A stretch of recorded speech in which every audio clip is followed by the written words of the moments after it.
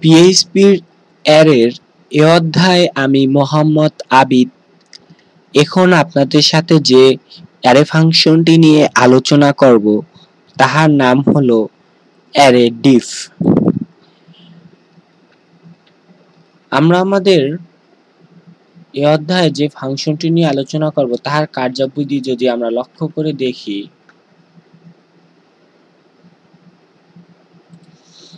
তাহলে আমরা এই অ্যারে ডিফ ফাংশনটি ব্যবহার করে কি করিতে পারি। আমরা এখানে দেখিতে আছি যে আমরা অ্যারে ডিফ ফাংশনটি লিখেছি এবং তাহার ভিতর আমরা দুটো আর্গুমেন্ট রেখেছি এবং আর্গুমেন্ট হিসাবে দুটো অ্যারে ভেরিয়েবলের নাম রেখেছি। আমাদের প্রথম অ্যারে ভেরিয়েবলটির নাম হলো অ্যারে অন এবং আমাদের দ্বিতীয় অ্যারে ভেরিয়েবলটির নাম হলো অ্যারে টু। সুতরাং আমরা অ্যারে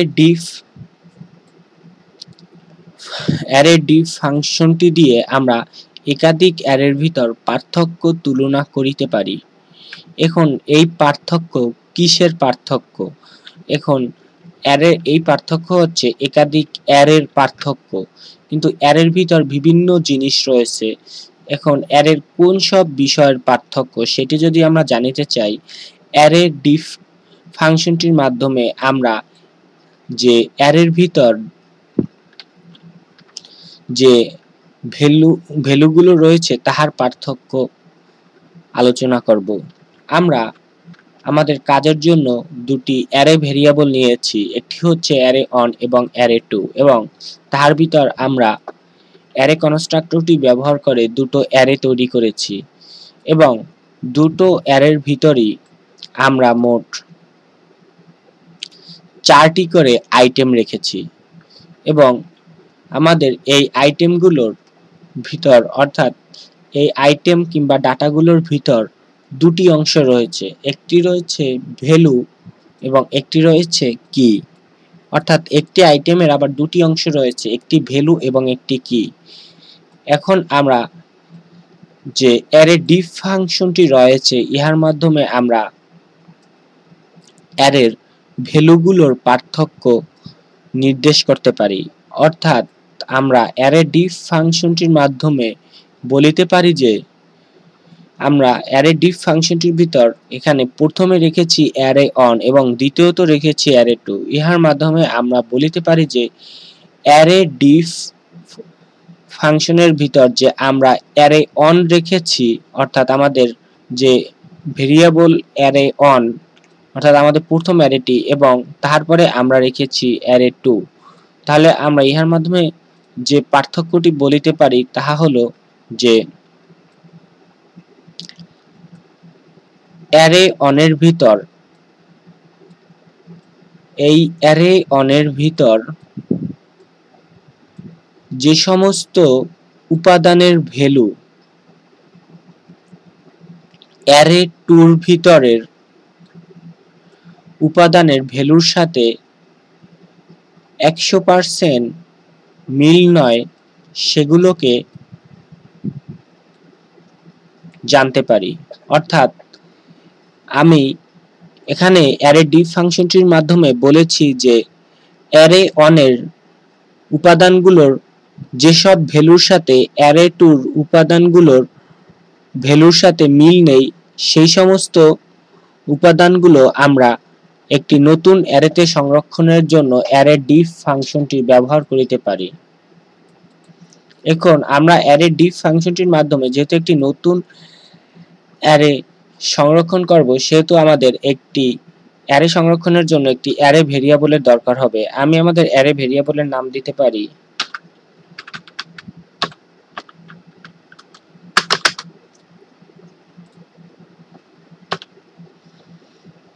সুতরাং আমরা এখন আমাদের যে নতুন অ্যারে ডিফ ফাংশনটির মাধ্যমে আমরা যে নতুন অ্যারেটি তৈরি করেছি, অ্যারে ভেরিয়েবলটি, তাহার নাম দিয়েছি ভেরিয়েবল রেজাল্ট।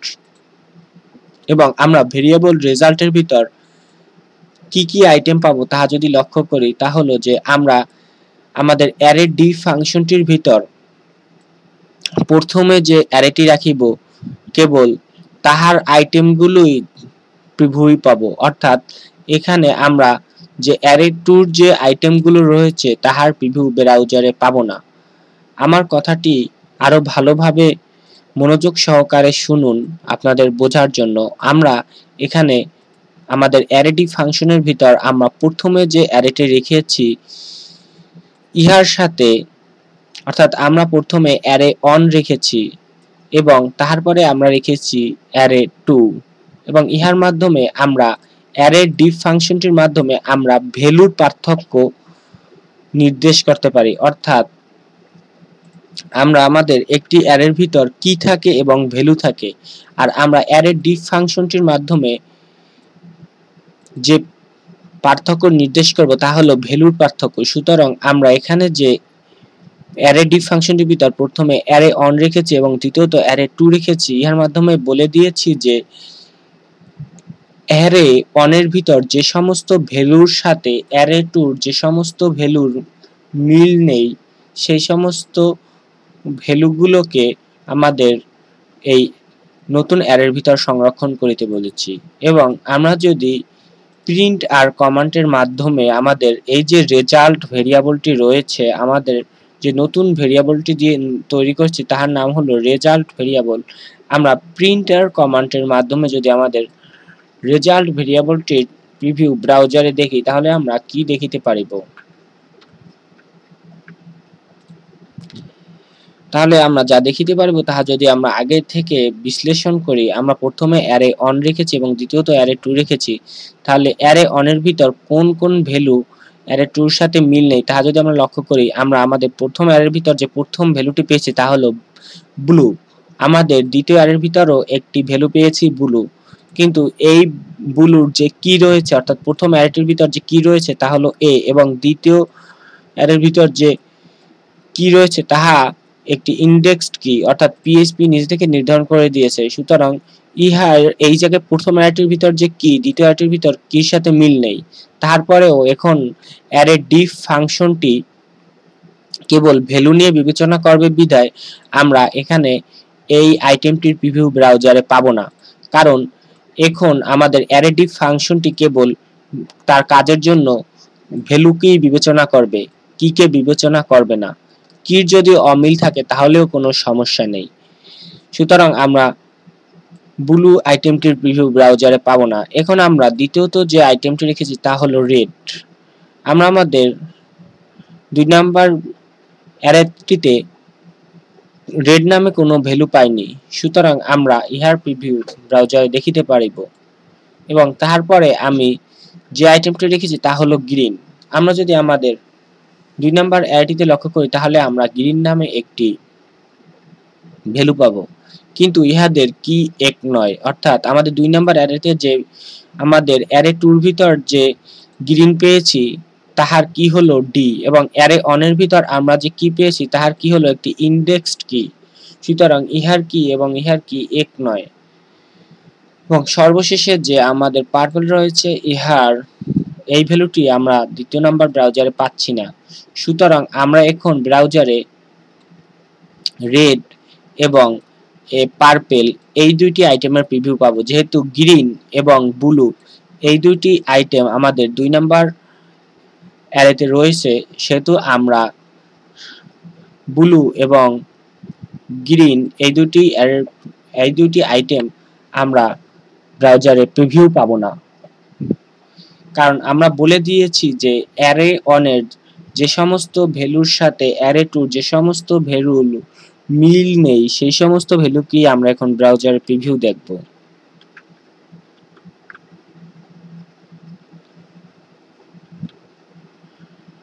আমরা যদি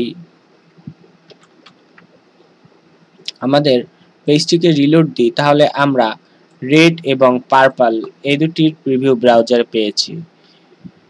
আশা করি আপনারা আমার এই অধ্যায়ের বিষয়বস্তু বুঝতে পেরেছেন, এবং আপনাদের যদি আমার টিউটোরিয়াল ভালো লেগে থাকে তাহলে আমার ভিডিওতে লাইক এবং কমেন্ট করতে ভুলবেন না, এবং আমার চ্যানেলটিকেও সাবস্ক্রাইব করতে ভুলবেন না।